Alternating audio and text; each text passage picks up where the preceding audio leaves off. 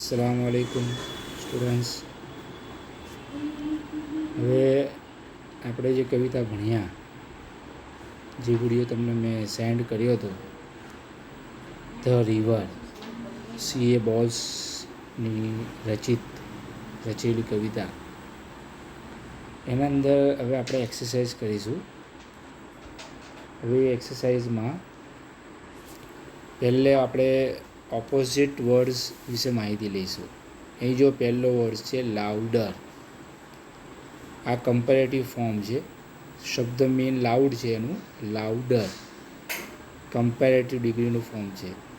એનો ઓપોઝિટ થાય સોફ્ટર.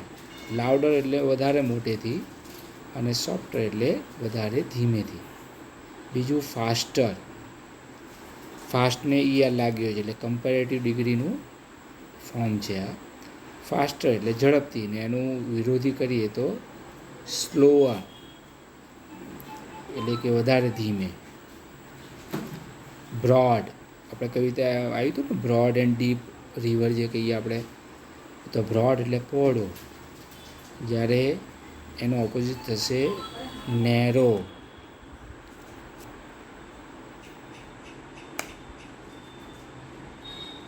ડીપ, ચોથું છે ડીપ. ડીપ એટલે ઊંડું, અને એનું થશે શેલો.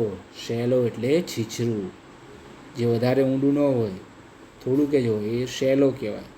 5 નંબરમાં વાઇડર. વાઇડર એટલે આમ વિસ્તારની દ્રષ્ટિએ પહોળું, અને નેરોવર એટલે સાંકડું, વધારે સાંકડું, એનો અર્થ એવો થાય. તો આ આપણે ઓપોઝિટ વર્ડ છે. એ સિવાય પણ તમે જુઓ, હવે રાઇમિંગ વર્ડ્સ જોઈએ. રાઇમિંગ વર્ડ્સ એટલે જોડકણા શબ્દો, એટલે કે એના જે ઉચ્ચાર સરખા આવતા હોય, પાછળ ઉચ્ચાર સરખા આવતા હોય, સન કે એવું કંઈક બી હોય, એને આપણે રાઇમિંગ વર્ડ કહેવાય. જોડકણા શબ્દો, લયબદ્ધ શબ્દો જેને કહીએ આપણે. એ લયબદ્ધ શબ્દોના અંદર આપણે આ જે કવિતાના કયા કયા લયબદ્ધ શબ્દો છે એ જોઈએ આપણે. બરાબર, કે એક એના અંદર આપણે ઘણા શબ્દો આવ્યા હતા કે જે એમ કહેવાય કે લયબદ્ધ શબ્દો હતા, તો એ જોઈએ આપણે. ડાન્સિંગ ગ્લાન્સિંગ.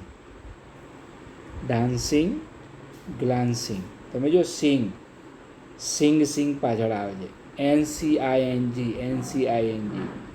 સિંગ NCING.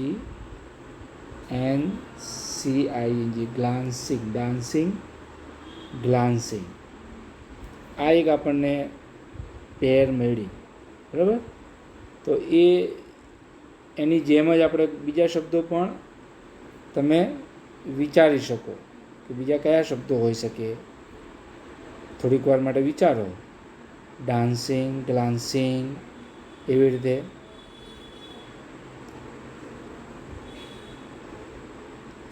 ખ્યાલ આવે છે કંઈ કયા શબ્દો હોઈ શકે? પ્રાન્સિંગ. ચલો, આપણે આ એક શબ્દ મળ્યો, પ્રાન્સિંગ. બરાબર, તો તમે એમાં પણ જુઓ NCING છે. લીપિંગ, સ્વીપિંગ. તમે જો પિંગ છે, લીપિંગ, સ્વીપિંગ, કીપિંગ, એવું પણ આપણે લઈ શકીએ. બરાબર, તો લીપિંગ, સ્વીપિંગ એ આપણે રાઇમિંગ વર્ડ છે. એનું રીપિંગ. Motion, ocean. શન છે, જુઓ, મોશન, ઓશન. બરાબર, શન છે. કોમોશન, એવું આપણે બનાવી શકીએ. પ્રમોશન પણ બનાવી શકીએ. એરો, નેરો, સ્પેરો, એવું બી બનાવી શકીએ. એરો, નેરો, રો આવે છે, જુઓ, ડબલ આરો. બરાબર, બોરો, સ્પેરો, એવું બને છે. Time, prime, crime. બરાબર, એવું આપણે બનાવી શકીએ. ટાઈમ, એમી આવે છે, IME આવે છે. ટાઈમમાં IME છે, પ્રાઇમમાં PRIME છે. બરાબર. એ રીતે લાઈમ આપણે બનાવી શકીએ. હવે આપણે આન્સર ક્વેશ્ચન આન્સર જોઈએ. આપણે answer the question. What is the destination of the river? રિવરનું ડેસ્ટિનેશન શું છે? એટલે કે રિવર છેલ્લે કોને મળે છે, એની ફાઇનલ, જેને આપણે કહીએ કે એ કોને મળે છે, એની મંઝિલ કઈ છે? તો એની મંઝિલ છે ધ ઓશન. છેલ્લે નદી કોને મળે? દરિયાને. The ocean is the destination of the river. બીજું, why does the poet compare the river with child in the first stanza? શા માટે ફર્સ્ટ સ્ટાન્ઝા? આપણે 4 સ્ટાન્ઝા જોયા હતા ને, એમાંનો પહેલો સ્ટાન્ઝા કે ભાઈ રિવર રિવર લિટલ રિવર, બરાબર. એના અંદર જે પહેલો જે સ્ટાન્ઝા છે, એ સ્ટાન્ઝાના અંદર કવિ રિવરને શા માટે એમ કે બાળક સાથે કમ્પેર કરે છે? તો કવિને એવું લાગે છે, the poet C.A. Bowles, the poet feels like a playful child, એટલે કે એક બાળક રમતા બાળકની જેમ ધ રિવર નદી sparkles bright at is flows, જેમ જેમ એ વધે છે આગળ તેમ એ ચમકતી જાય છે, આનંદમાં દોડતી જાય છે. ડાન્સિંગ ઓવર ધ પેબલ્સ, એટલે એટલા કાંકરાઓની ઉપર નાચ કરી રહી છે. And glances through the flower and foliage, અને ફૂલો અને પાંદડાઓની વચ્ચેથી દેખાતી જાય છે. તો આ રીતે આપણે આ સેકન્ડ ક્વેશ્ચન જોયો કે અહીંયા ફોલાઇજ એટલે પાંદડાઓ, લીવ્સ કહેવાયો. ત્યારબાદ ત્રીજો સવાલ, describe the movement of the river. નદીની મૂવમેન્ટ બતાવો, એનું વર્ણન કરો મૂવમેન્ટનું, એ કઈ કઈ ગતિવિધિઓ કરે છે, કઈ કઈ ચાલ ચાલે છે, એને આપણે ડિસ્ક્રાઇબ કરવા માટે વર્ણન કરવાનું છે.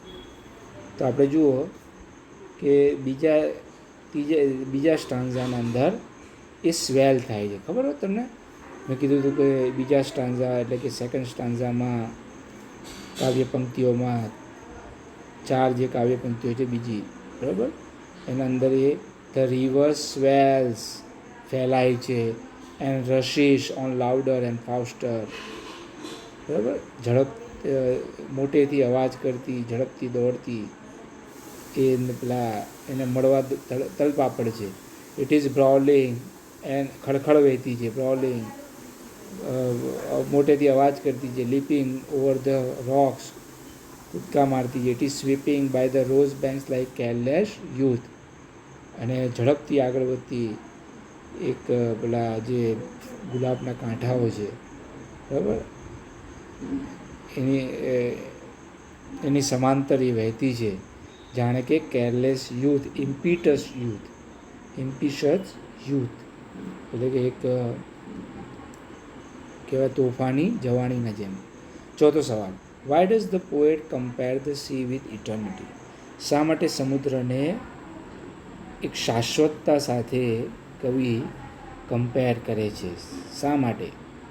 તો તમે સમુદ્રને આપણે જોયું હતું છે છેલ્લા સ્ટાન્ઝાના અંદર, ચોથા સ્ટાન્ઝાના અંદર, કે સમુદ્રને કોઈ દિવસ માપી શકાય નહીં, અમાપ છે.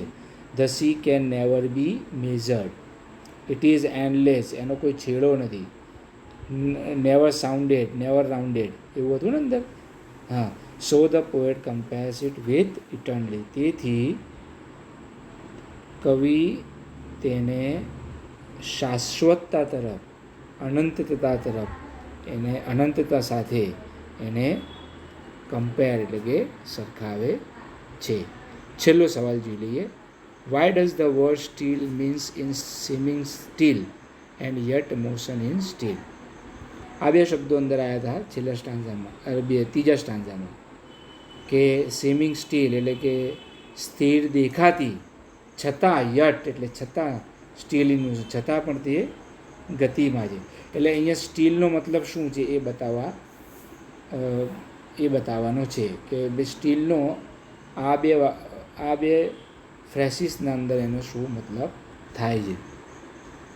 બરાબર. સ્ટીલ તો કે in swimming steel yet still in motion the word steel has two meaning, બે મિનિંગ થાય છે. એક તો સ્વિમિંગ સ્ટીલ એટલે motionless. In સ્ટીમિંગ steel two meaning થાય છે. એમાં એક ઇન સ્ટીમિંગ સ્ટીલ તેના બે મતલબ થાય છે. એમાં એક પહેલાંમાં મોશનલેસ એટલે કે સ્થિર દેખાય છે, કોઈ પણ જાતની ગતિ વગરનું. બીજામાં યટ ઇન મોશન્સ મતલબ ઇવન નાવ, તે અત્યારે હાલ ગતિમાં છે, એવો એનો અર્થ થાય છે. તો આ તમારે લખવાનું છે. બરાબર. ચલો, અસ્સલામ વાલેકુમ.